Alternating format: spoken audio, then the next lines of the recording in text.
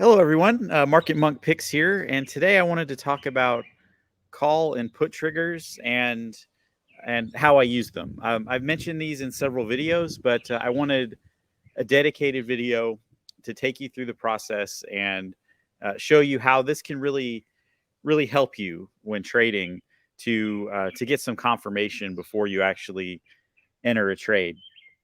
We've all seen what stocks tend to do at open, where they're just there's some indecision, there's some up and down. They're kind of stick in a range for a minute, and so what you need really, I think, is a level to trade off of that's going to give you some confirmation of a further move.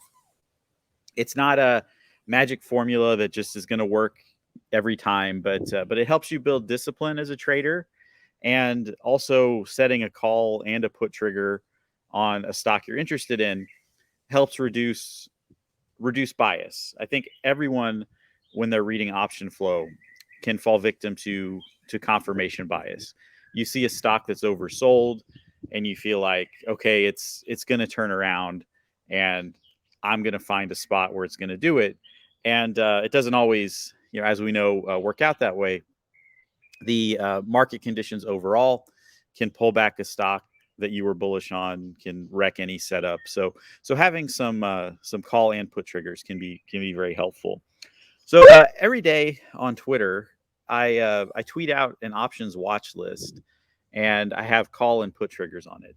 I developed this list based on analysis of unusual whales option flow from the day before, and I'm looking for stocks with some significant out of the money option flow that I can target and set some levels on, and then I apply a formula. So before I get to the formula, let me just take you through one of these from Friday, and these all did uh, pretty well. The one that was my best one was shop, and so at shop I had a call trigger set at 405.92 and a put trigger 384.54. So let's call up Friday and show you kind of what happened here. So this, like a lot of stocks, had this spike during pre-market. Futures were up, and it hit the trigger during pre-market. Now, one of the things about this whole formula and this whole setup is that I largely ignore after hours and pre-market activity when calculating the trigger, but my perspective on it can change a bit based on pre-market activity. If a stock just kind of blows straight through the trigger, what I look for at open is for it to pull back and retest that. So this made this attempt to get through the trigger on a relatively low volume, and then as you can see, it kind of pulled back, and then had this big drop. The call trigger essentially gets rejected, and it fell. I did not enter anything on shop here because this opening sell off. I mean, I wasn't sure if maybe that was some profit taking and the market was going to turn back around. Of course, it did not. So then, at around 15 minutes after the open, the put trigger starts to come into play, and you can see these candles here. And let me get a 3-minute chart instead of a 1-minute chart. You can see that this started to test this put trigger a bit at about 20 minutes into open, and then leveled out a bit, and then finally broke through it. So this is a spot where you potentially can enter a trade if it breaks through the trigger, or you can wait for a retest, or for confirmation. And I usually look for a few candles later to try to get into it. Sometimes I will have an automated order set up for right when it goes through the trigger. I'll do like one contract, and then I'll scale in on a retest, or if it just takes off, I'll just play that one, and then that'll be it. But so in this case, it does break through, and this in and of itself could be a trade. You're not catching some massive move here, but had you entered here, you'd be doing all right. But really, most of the time, you do get a retest, like happened here, and then you get your confirmation, and then as you can see, it just collapsed with with most of the market. And so this was kind of like an ideal setup that happened. It doesn't always work out this well, but what I'm trying to do with a trigger like this is avoid just being stuck in this range all day. I want to see it. I want to see it break out of that, and then that is when I look to enter. A trade. Okay, so how do I actually calculate these numbers? Where do these numbers come from? Well, it starts with something called the average true range, and this is a formula that I developed from Adam Silver Trades, who I'll credit in the description. And so you take this number. An average true range is it's a technical analysis indicator, and it decomposes the entire range of an asset price for a specific period. It takes the current high less the current low, the absolute value of the current high less the previous close, and the absolute value of the current low less the previous close. The ATR is in a moving average, generally using 14 days of true ranges. So it's a market volatility indicator, and it has a formula here. But if you don't feel like doing math at this level, I have a much simpler solution for you. Okay, so you can have an indicator in TradingView that gives you the average true range, and that is this box here. So I have the stock price itself, and then the second one there is the RSI, and the third one with the blue line here is this average true range. So I get to that under indicators. You can search average true range, and it comes up as a free plugin, and so then that gives you that level.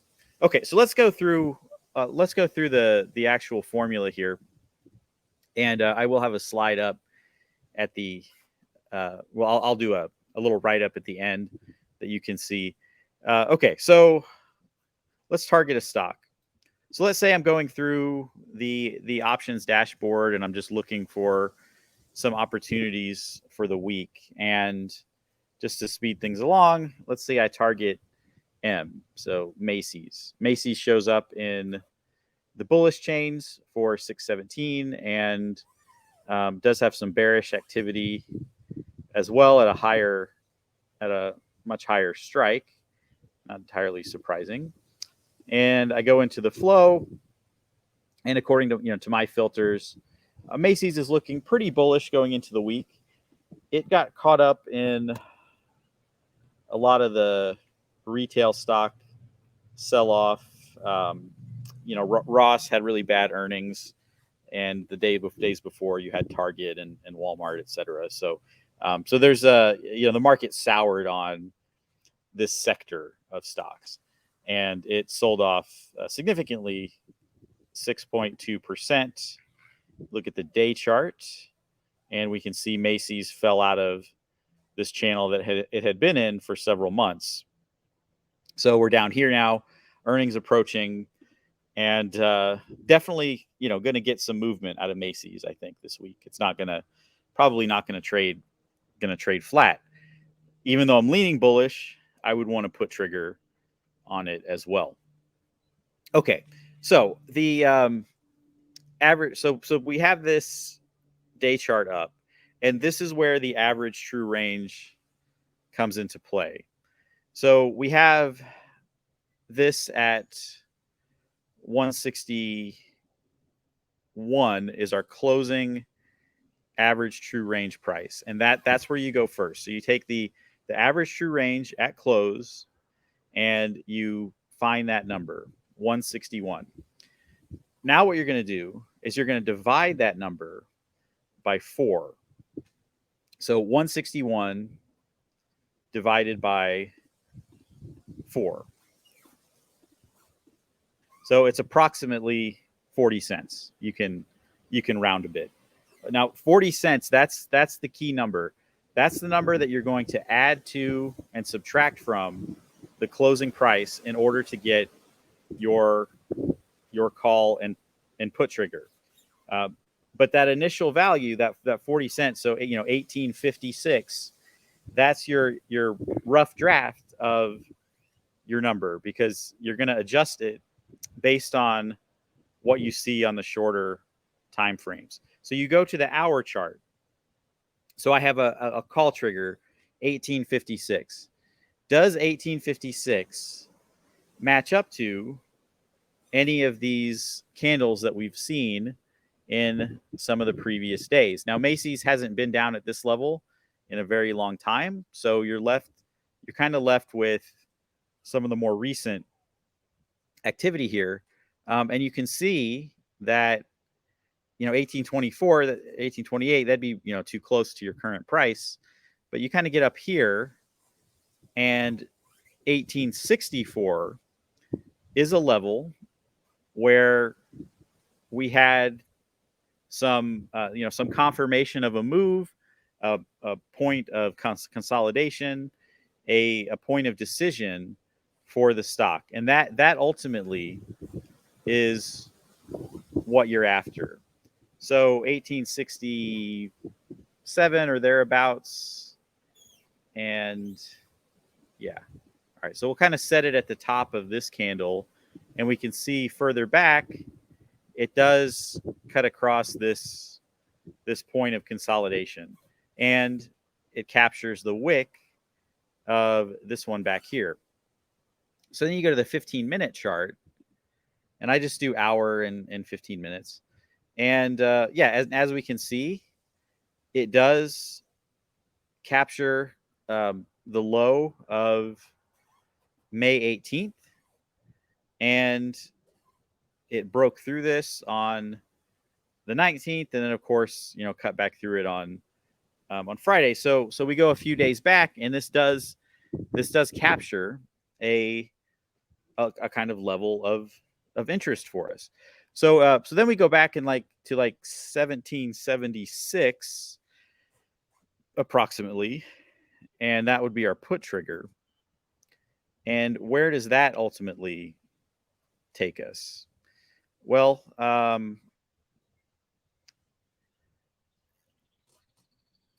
right here, 1779 does capture this doji. We can see that the stock did break below that a bit, and then pulled back. So this is where you kind of have a decision, and I think it's based on your preference a bit, your style. If you wanted to get in on the trade a little earlier, you might set your put trigger here.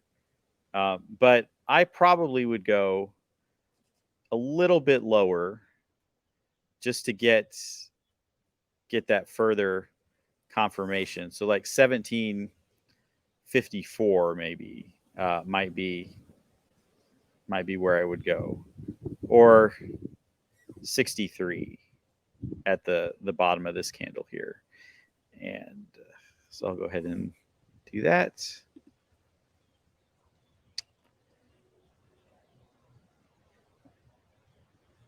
Or if you wanted to set it at 1778, you certainly could.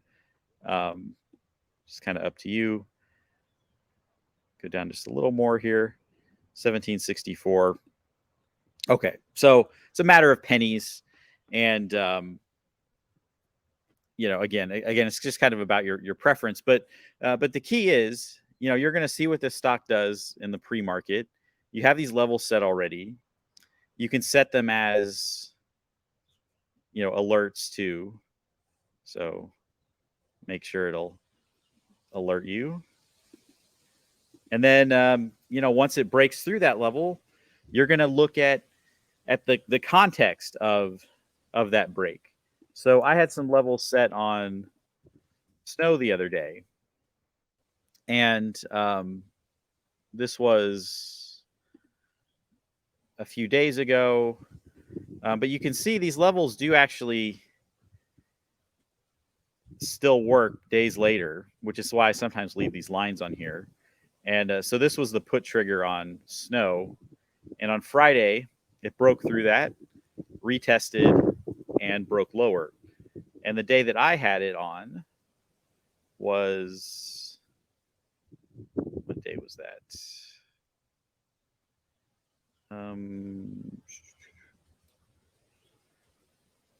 Yes, I think it was okay. So it was, it was the 18th. So on the so I set it on the 17th, and then on the 18th, you can see that it did break below initially, but then had some indecision, attempted a move up, and then broke back through and confirmed. And then so that was ultimately a nice move there. And even the next day, the call trigger, you can see it did break through that, and tested up against it a few times. Didn't really give a big upside move, so you didn't really capture that. And then you look at this chart, and it's like, well, if I would have just entered it open, I could have just done so much better on snow, or entered on this pullback. And that's true. And that's just a different kind of trade. You're trading with momentum at that point. And I do that sometimes. I trade in energy stocks a lot, and when they're having just this really really excellent day, I will sometimes just enter when you already get this trend day. And same is true for SPY or QQQ. They're giving you a trend, and you just look for an entry. But the call and put triggers, that's again, it's a different style of trading. It's trading on a breakout of a level, a confirmation of a level, breaking out of a range, and that's really what you're trying to do with it. So I really like it, and it's something that I certainly will continue to do. And just to give you again a quick summary of that, let me get into something like Google Docs and just get a blank sheet here. Okay, so so call and put triggers, the formula. It's a little bigger. All right. So number one, you start with the average true range price, or level at close on the day chart.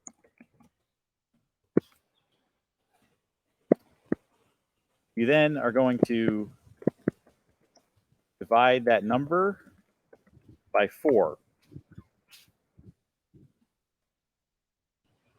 All right. So then you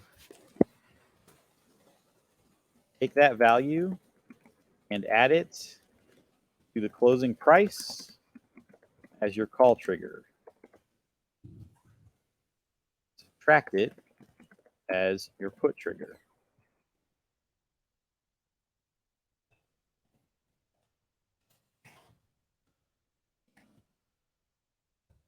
Apply that price to the hour chart and adjust points of reversal and consolidation. The more, the better. The more, the better, meaning that the more levels that you can go back and check on a stock. the more accurate these triggers tend to be. Now we are in a moment in the stock market where stocks are at prices to the downside that they haven't seen in months or maybe years. So you can be limited to just maybe the last few days of price action. If you are looking at all-time lows, you're definitely not going to have much to compare to. And in my experience, the formula still is useful, and it does a couple of things for me. Just in summary, it teaches patience. So I'm not just going to enter trades when I see a stock moving. I'm going to wait. I'm going to wait for it to hit my levels that I want.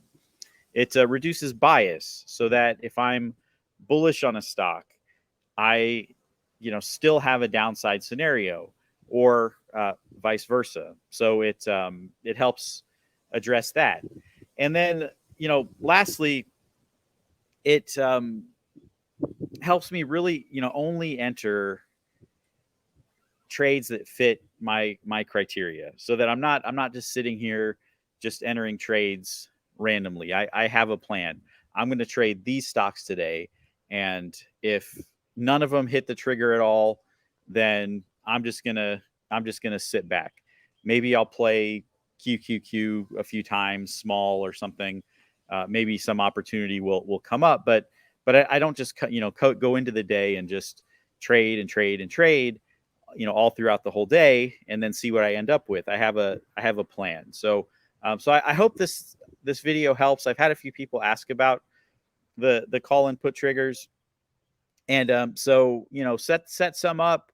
You don't even have to trade off of them. Just watch how the stocks respond to those levels, and then make some decisions about when you want to enter. Do you enter on the first break through the trigger? Do you wait for a retest? The 3 and 5 minute chart is what I prefer, but you can certainly trade off of what makes you comfortable, and apply this formula as you kind of see fit. So again, thanks for watching. Really appreciate it. Feel free to drop any questions or comments, and have a great week, everybody. Thank you.